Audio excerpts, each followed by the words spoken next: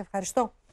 Ελεύθεροι με περιοριστικούς όρους και χρηματική εγγύηση αφέθηκαν ο αστυνομικός και ο επιχειρηματίας που κατηγορούνται ότι εξαπατούσαν πολίτες για να τους εντάξουν στον εξοδικαστικό μηχανισμό.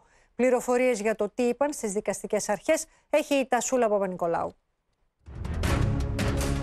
Αποδέχεται δούλευε στην εταιρεία. Είχε μια εκπεριτροπή συμμετοχή για ελάχιστες εβδομάδες.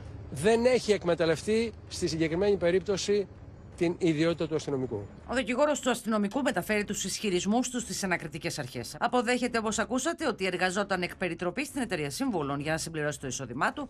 Αρνήθηκε ότι εμφανιζόταν ως οικονομολόγος δικηγόρος, ενώ υποστηρίζει ότι εγκατέλειπε την περιπολία γύρω από το Μέγαρο Μαξίμου μόνο για λίγα λεπτά. Με την εταιρεία ήρθα σε επαφή εξαιτίας μιας οφειλής που είχα, αλλά και μιας αίτησης για εξοδικαστικό μηχανισμό για τον πατέρα μου. Δεν έκανα καμία απάτη. Δεν έλεγα ότι είμαι οικονομολόγος δικηγόρος. 150 με 200 ευρώ έδινα κάθε εβδομάδα στον αστυνομικό. Υποστήριξε στις ανακριτικές αρχές ο 53χρονος κατηγορούμενος, ο οποίος είναι και ο διευθυντής της εταιρείας. Παραδέχτηκε ότι γνώριζε την ιδιότητά του. Πρόκειται για μια καθόλου ανώμιμη επιχείρηση, χωρίς ίχνος ψευδών παραστάσεων σε οποιοδήποτε Έλληνα πολίτη και φυσικά με τουλάχιστον 400 πελάτες σε όλη την Ελλάδα. Σύμφωνα με το κατηγορητήριο, 8 πολίτες κατήγγειλαν τον διευθυντή και τον αστυνομικό, ο οποίος εμφανιζόταν με άλλο επίθετο, ότι τους αποσπούσαν χρήματα προκειμένου να τους εντάξουν στον εξοδικαστικό μηχανισμό για να ρυθμίσουν τις οφειλές τους.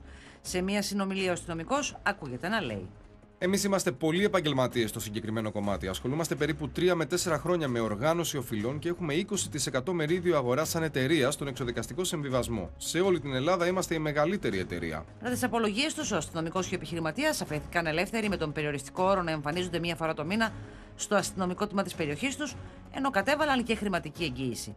3.000 ευρώ για τον αρχιφύλακα και 5.000 ευρώ για τον